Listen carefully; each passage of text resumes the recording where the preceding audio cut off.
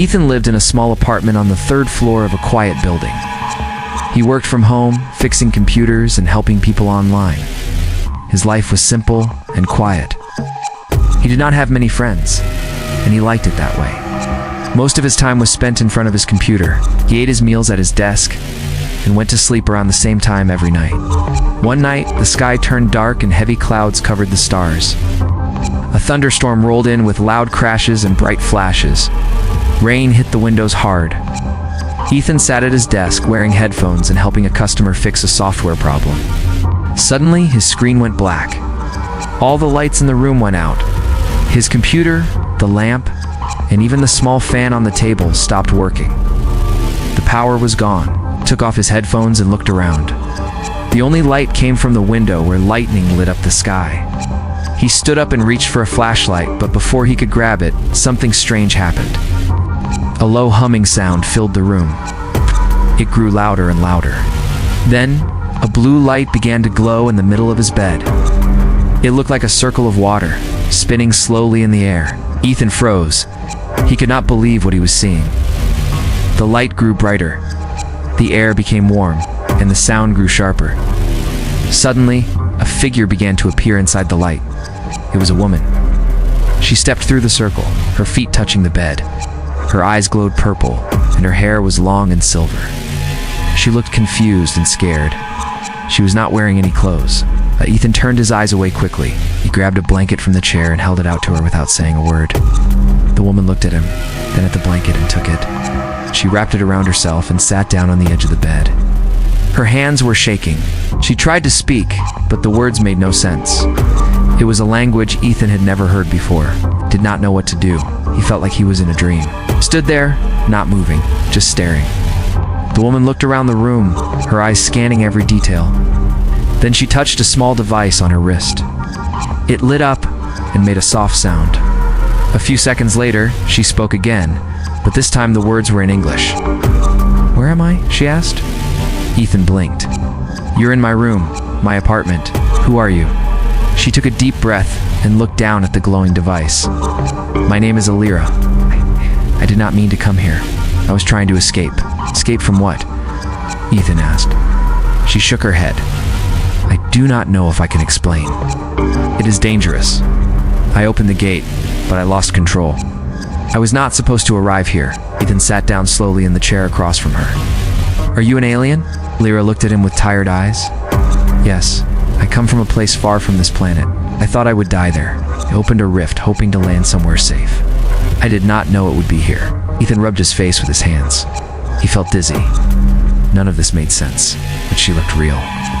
Her eyes, her voice, everything about her seemed alive and honest. "You can stay here," he said finally. "At least until we figure out what to do next." Alira nodded. "Thank you." Outside, the rain kept falling. Lightning flashed again, lighting up the room for a second. Alira lay back on the bed, her eyes wide open, watching the ceiling. Ethan turned off the flashlight and sat in silence, listening to the storm and wondering what would happen next. He never thought his quiet life would change. But now, a stranger from another world was in his room, and nothing would ever be the same again. The next morning, Ethan woke up before the sun. He sat on the edge of the bed, staring at the wall. He could still hear the storm from last night in his head. It had passed, but the memory of it stayed. Alira was sleeping beside him, wrapped in the blanket. Her silver hair lay across the pillow. She looked peaceful, but he knew her world was not. Ethan stood up quietly and went to the kitchen. He made some toast and poured a glass of orange juice, brought an extra plate, just in case. After a few minutes, Alira walked in. She wore one of Ethan's old shirts, and the blanket hung around her shoulders. "Good morning," she said. "Morning," Ethan replied, handing her the plate. "You hungry?" She looked at the food. "Yes. This is simple but smells good." They sat down together. Ethan watched her eat carefully, like she was still trying to understand the world around her. "Alira," he said, "you said you escaped from somewhere. What were you escaping from?" She chewed her toast slowly. Then she looked at him with serious eyes. "I was a protector," she said. "My world was ruled by people who wanted control over everything. They found a way to open gates to other worlds. But they used it to take, not to help. I tried to stop them. They locked me away. Ethan leaned forward. So you ran? She nodded. Yes, I broke out and used a rift gate. I had one chance. The coordinates were broken. I ended up here. Ethan sat back and tried to take it all in. It was hard to believe, but somehow it felt true. Her voice, her eyes, the way she spoke, none of it seemed like a lie. Someone looking for you? He asked. Yes. If they find this world, they might try to take it too. I must stay hidden. Ethan nodded. You can stay here, but we need a plan. If someone comes, we can't just sit and wait. Alira touched the device on her wrist. This is broken. I can fix it, but I need tools. Simple ones might work. You have anything? Ethan stood up and went to a drawer. He pulled out a toolbox and brought it over. This is all I have. She opened it and looked inside. This is a good start, thank you. She began to work on the device, opening small panels and moving wires with care. Ethan watched, amazed at how fast her fingers moved. She knew what she was doing. Time passed quickly. The sun rose high, and the room filled with light. Alira worked quietly, focused on her task. Ethan sat nearby, searching the internet for strange energy readings. Maybe someone else had seen the portal. That evening, they sat together again, sharing dinner. Alira looked tired but calm. Did you fix it? Ethan asked. Almost, she said. I need more power. Your world has power, but not the kind I need. There may be a way. I remember a place. A signal station. I think I can find it. Ethan was confused. Where? I don't know yet. The device will show me once it works. They were silent for a while. The room felt safe, but outside the world was big and unknown. Alira looked out the window. Your world is beautiful. It is quiet here. Peaceful it can be, Ethan said, but not always. She turned to him. You are kind, Ethan. I did not expect that. Thank you. He smiled. I guess I'm just used to being alone. Maybe I needed someone to show up, even if they came through a portal. That night, Alira sat on the couch, working on the device. Ethan watched an old movie, but could not focus. His mind was full of questions. Who were the people chasing her? Did they find her? What would happen to Earth if they did? He knew things had changed. His life was no longer simple. A woman from another world had come into his home, and with her, danger followed. But he also felt something new. A reason to care, a reason to fight. In the quiet of the night, the device blinked. A soft blue light lit up the room. Alira smiled. It works. Tomorrow I can search. Ethan nodded. Then tomorrow we start looking. The next morning was calm. The sky was clear and the air felt fresh. Ethan stood by the window with a cup of coffee in his hand. He watched the street below. People were going to work, walking dogs, and living their normal lives. But his life was no longer normal. Alira came out of the bathroom wearing one of his old jackets. Her hair was tied back, and she looked ready to move. The device on her wrist blinked softly. It has found something, she said. Ethan put down his coffee. Where? 20 miles north. A weak signal. It matches the code of my world. It could be a hidden relay station. I must go there. Ethan nodded. You can take my car. It's old, but it still runs. They packed quickly. Alira took the tools she needed and wrapped her wrist device in cloth. Ethan filled a backpack with snacks, water, and a small first aid kit. Within an hour, they were on the road, driving through quiet hills and open land. As they drove, Alira stared out the window. She asked questions about the world. She wanted to know how things worked on Earth. She was surprised by how slow human travel was. She spoke of ships that moved faster than light and buildings that reached into space. Your world is still young, she said, but it has heart. Ethan smiled. We try. They reached an old power station hidden in a forest. The building was broken and covered with vines. It looked like no one had been there in years, but Alira stepped forward with purpose. This is the place. I can feel it. They entered through a side door. Inside, the air was thick with dust. Broken wires hung from the ceiling. Old machines sat silent and cold. But near the back, a strange glow lit up a wall. Alira walked toward it. She placed her hand on the wall, and the glow grew brighter. The wall shifted and revealed a small chamber. Inside was a tall device that hummed softly. It's still alive, she whispered. Ethan looked around nervously. Are we safe here? It's for now, she said. This is old Veltheron tech. It was hidden before I was born. Only a few knew about it. She activated the machine. A screen appeared, showing a map of stars. She touched a few points on the map, and symbols began to flash. This shows the path of the Celestis Gate, she said. The one I used. But parts are missing. They were removed. Hidden. Why? To keep it from being used again. Only those with the right code can unlock it. That code was split and hidden in living memory. Ethan stepped back. Living memory? Yes, the key is in the mind. In my mind. But someone else holds the other part. Without both, the gate cannot be used fully. Ethan looked at the map. So you need to find the other person. Or the other code. If it was passed into someone else, we need to find who. I fear it could be on this world. That would explain why the gate brought me here. They copied the data from the machine and left the station. As they walked back to the car, Ethan noticed a drone in the sky. It was small and silent, but he could see its red light blinking. We're being watched, he said. Alira saw it too. They found us. Red Core. They must have tracked the energy. We need to leave. They ran to the car and drove fast through the forest road. Behind them, the drone followed.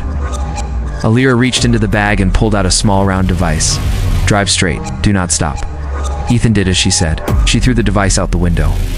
It exploded in a burst of light. The drone crashed into the trees. Ethan looked at her. You had that the whole time? It's only one? I had to be sure. They kept driving until they were far from the station. That night, back at the apartment, Ethan locked all the doors and covered the windows. Alira sat on the floor, looking at the map again. This world may hold more than I thought. If the other key is here, then this planet is not random. It was chosen. Ethan sat beside her. Then we'll find it together. Outside, the wind blew gently. But both of them knew the calm would not last. The morning came with heavy clouds. The sky was gray, and the wind was cold. Ethan stood near the window, watching the street. Cars moved slowly, and people walked with coats pulled tight. Inside, the apartment was quiet, but Ethan's thoughts were loud. He knew someone had seen them. That drone was not a mistake. Alira was sitting at the table, studying the star map again. The device on her wrist showed lines, signals, and changing symbols.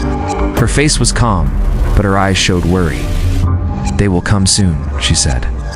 Red Core knows where to look now. Ethan nodded. We have to move. This place is not safe anymore. They packed quickly. Alira took the copied data from the hidden station. Ethan grabbed a small laptop, clothes, and food. They left the apartment through the back stairs. No one saw them. Ethan drove without stopping. They stayed off the main roads, taking small highways through fields and quiet towns. Alira watched the map and checked for signals. Her eyes moved fast, searching for danger. After hours of travel, they reached an old cabin in the woods. It belonged to Ethan's uncle, who had passed away years ago. No one came here anymore. The roof was strong, and the inside was clean enough. They decided to stay. Alira placed her device on a small table. Soft light came from it as she activated the shield system. A wave of blue energy spread around the cabin. This will hide us for some time, she said, but not forever. Ethan looked around. It's quiet. Maybe we'll get lucky. Alira didn't answer. Her thoughts were somewhere else. That night, they sat by a small fire. Ethan cooked some canned food while Alira cleaned a small metal box from her bag. She opened it and showed Ethan a small crystal inside. This holds part of the key, she said. It was hidden in me, deep in my mind. I found it when I used your DNA to unlock my memory. Ethan looked surprised. My DNA? Yes. Your code is similar to mine. I don't know how or why, but someone placed part of the key inside a human line. Maybe long ago. Maybe this world was part of something greater. Ethan sat back. So I have part of this key in me? Not just in you, but your pattern fits. You helped me open it. They were quiet for a moment. The fire crackled, and the wind moved through the trees. Then Alira looked at the flames. There is more. A second part. Someone else has it. I believe it is on this world and we must find it. Before Redcore does. Do you think they know about the key? I do not know. But they want power. And this key can open the gate to other worlds. If they get both parts, they could use the gate to control everything. Ethan stood up and walked outside. The sky was darker now. Stars blinked above the trees. He took a deep breath. The world felt both big and small at the same time. Back inside, Alira used the crystal to search again. This time, the device showed a new signal. It was weak, but real, pointed to a city 200 miles away. Ethan came back in. Did you find something? Yes, a signal. It is not strong, but it has the same code. We must go there. When? Tomorrow morning, before they move again. Ethan agreed. He turned off the lights, and they both rested for the night. Far away in a dark room filled with screens, Agent Laura Quinn watched a video feed. It showed a short clip of the drone's last image. A flash of blue, a car moving fast, and a face. Alira's face. She turned to her team. They're not normal. I want every satellite watching the roads. I want that woman found. Now, back in the cabin, Ethan couldn't sleep. He lay on the couch, thinking about the key, the signal, and Alira. She had changed everything. And now, he was part of something much bigger than he ever imagined.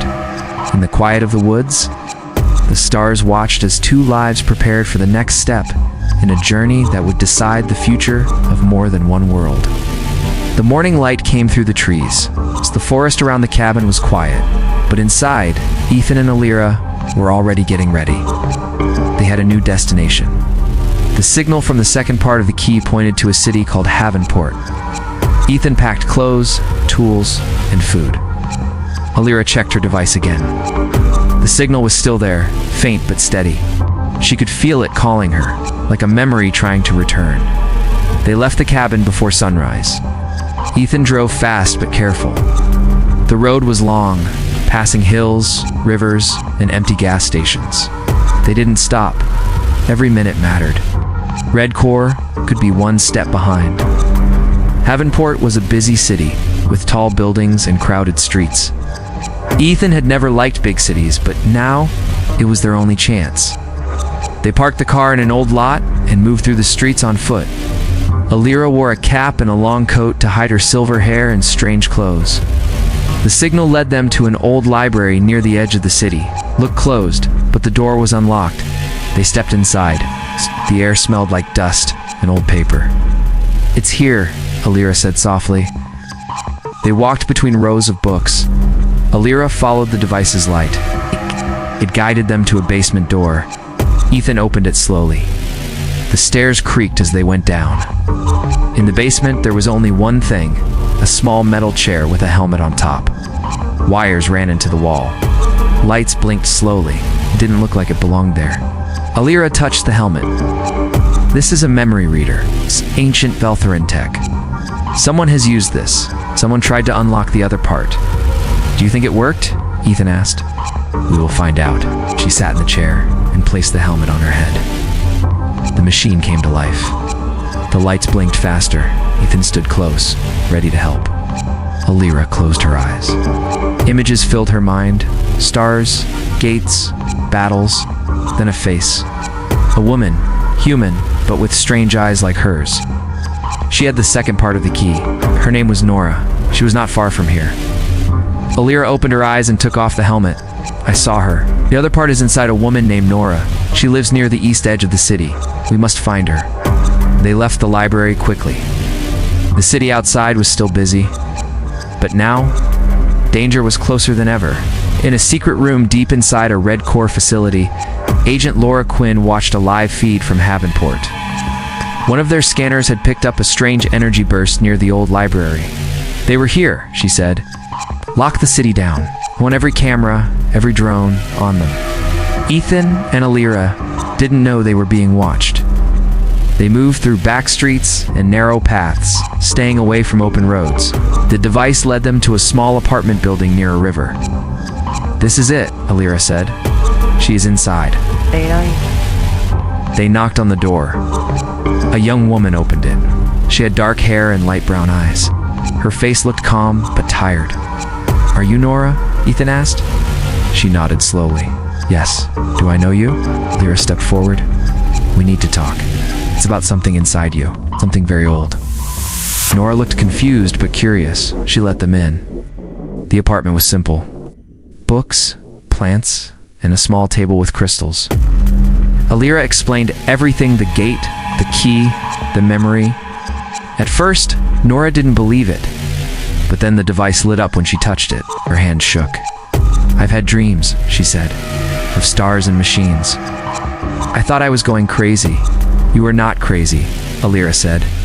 You are the other key. Nora sat down. So what happens now? We unlock it together. Alira joined their devices and held Nora's hand. Ethan stood near, watching closely. Light filled the room. A new map appeared in the air, showing a path to the full gate. Coordinates blinked, but just then, the window shattered. A red core drone flew in, scanning the room. They found us, Ethan shouted. They grabbed the device and ran down the stairs.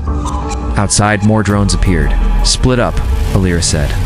Meet at the bridge near the old rail station. They ran into the city, chased by machines, and watched from above. The key was found, but now the real battle was starting. Ethan ran through the narrow street, breathing hard. Behind him, drones flew low, their red lights flashing. He turned quickly into an alley, jumped over a trash bin, and kept going. Didn't look back. His only goal was the old rail station near the bridge. At the same time, Alira and Nora moved through the back of a grocery store. They had escaped through the fire exit. Alira held her device tight, and Nora followed her closely. Both of them knew the city was no longer safe. The streets were full of noise. People screamed as drones flew over their heads. Red Corps agents in black suits appeared in trucks and cars. They moved fast, checking faces, scanning crowds. Ethan reached the rail station first. It was an old building with broken windows and rusty signs. He hid behind a metal pillar and waited. His heart beat fast. Then he saw them. Alira and Nora ran across the street, ducking behind cars. He waved. They saw him and ran toward him. The drone flew down and blocked their path. Alira pulled out a small round device and threw it at the drone. It exploded with a flash, and the drone fell. They reached Ethan. All three ran into the station. Inside, it was dark and cold. Old benches, broken machines, and thick dust covered everything. We can hide down there, Ethan said, pointing to a stairway. They went down into a service tunnel. Alira placed her device on the ground. It glowed and formed a shield around them. This will give us a few minutes, she said. What do we do now? Nora asked. Alira looked at the device. We have the full map. The coordinates lead to a hidden world. It holds the Celestis Gate. We need a way to get there. Ethan sat down. How far is it? Far. Beyond your solar system. We need a gate or a ship. Special one. Nora looked worried. How can we find a ship? We're running, and they're everywhere. Alira closed her eyes. There's one place. A crash site. Long ago, a Veltheran ship fell on this planet. Few know about it. My memory shows it now. It is in the mountains, deep in a hidden valley. How do we get there? Ethan asked. We travel by night. We move away from cities. We take the quiet roads. Above them, Red Corps agents searched the station. One of them found the broken drone. Agent Laura Quinn arrived soon after. She looked around and noticed the device marks on the ground. They were here, she said, but they are gone again. Keep looking. They cannot hide forever. Back in the tunnel, the shield faded. Alira picked up the device. It's time. We must go. They left through an old tunnel that led outside the station. Night was falling. The city lights began to glow, but they stayed in the shadows. They reached Ethan's car and drove out of Havenport without headlights. The road to the mountains was long and rough. They took turns driving. When one rested, the others stayed alert. They passed through small towns and empty roads. Every hour felt like a race. After 2 days, they reached the edge of the mountain range. Tall trees covered the land. The road turned into a dirt path. They left the car behind and started walking. The forest was quiet. Only the sound of wind in the trees and birds calling. Alira led the way, following her device. After hours of walking, they reached a large rock covered in moss. This is it, she said. The ship is under this hill. hidden and locked. But with the key, I can open it. They worked together to clear the entrance. Alira placed both halves of the key into a stone panel. Light spread across the rock. A door opened, leading into the ground. Inside, they found the ship. It was covered in dirt and vines, but it was still whole. Lights turned on as they entered. Oh. The air was cold but breathable. Can it fly? Ethan asked.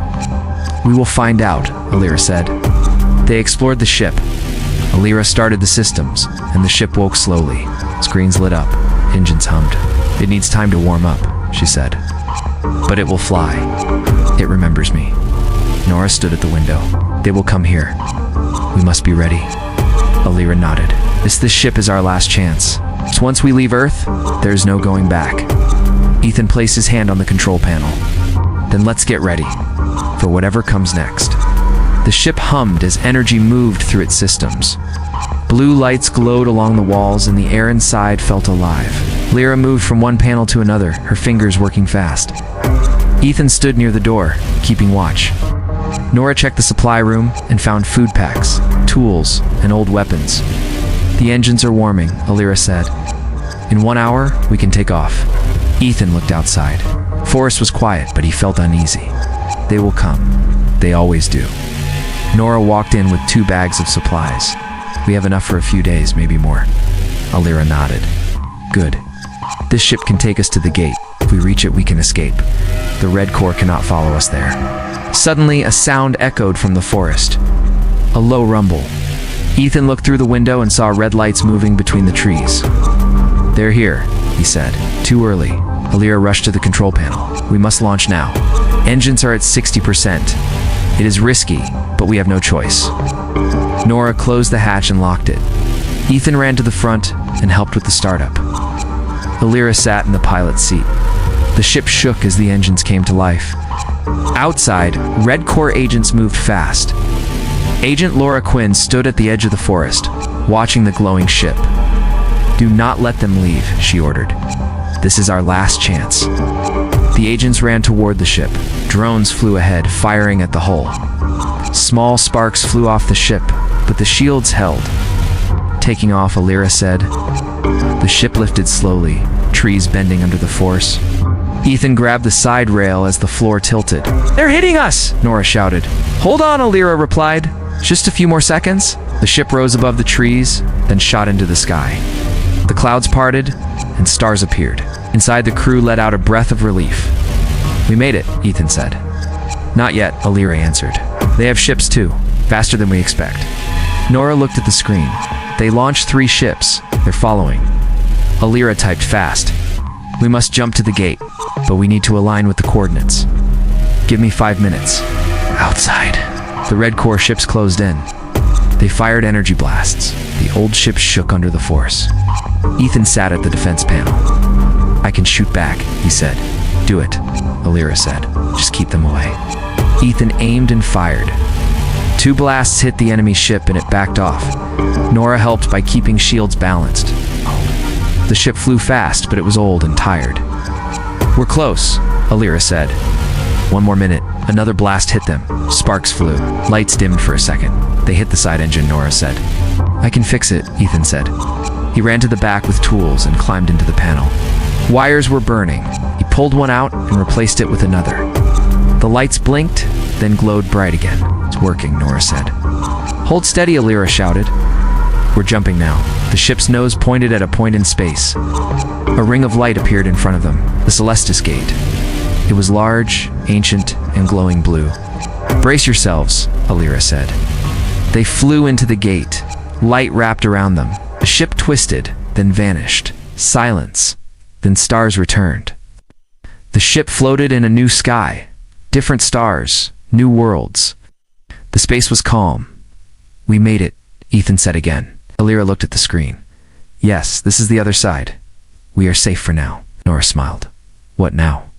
Alira stood up. We begin the next part of our journey. There are people waiting. A new fight.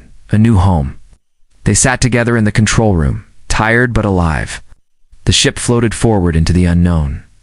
Far behind, on the other side of the gate, Laura Quinn watched the gate go dark. They escaped, she said.